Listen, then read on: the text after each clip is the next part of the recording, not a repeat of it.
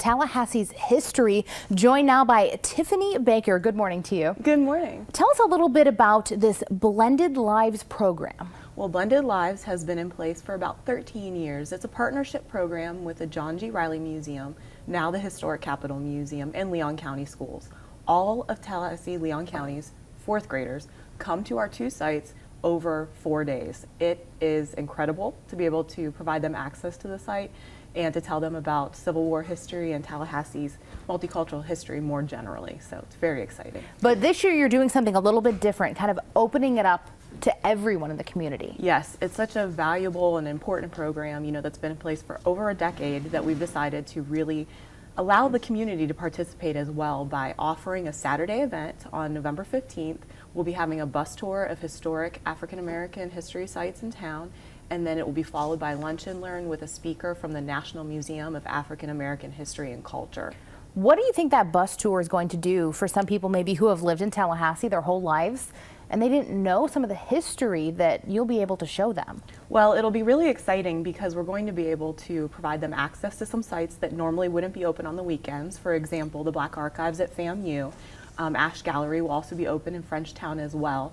And so what it's going to do is provide access to these sites that are so important to Tallahassee's history and allow the people in the community to think about, how do we commemorate history when maybe the site is no longer there. For example, they'll be going to Smoky Hollow, where it's an African American community that was largely torn down as a result of urban renewal, and so they'll be able to access and get some of that history firsthand from Althemise Barnes, who's the director of the Riley Museum and a great expert. And so it's just opportunities that they wouldn't normally have. And you mentioned a speaker too actually follows the tour. Tell us a little bit more about that. It will start at 11:30 at the Historic Capitol Museum, and his name is Mr. John Franklin. He's the son of John Hope Franklin, a renowned African-American historian, and he is the senior manager in the Office of the Deputy Director at the Smithsonian's newest museum, the African-American History and Culture Museum, and he is just going to be wonderful. He's going to talk about how museums decide what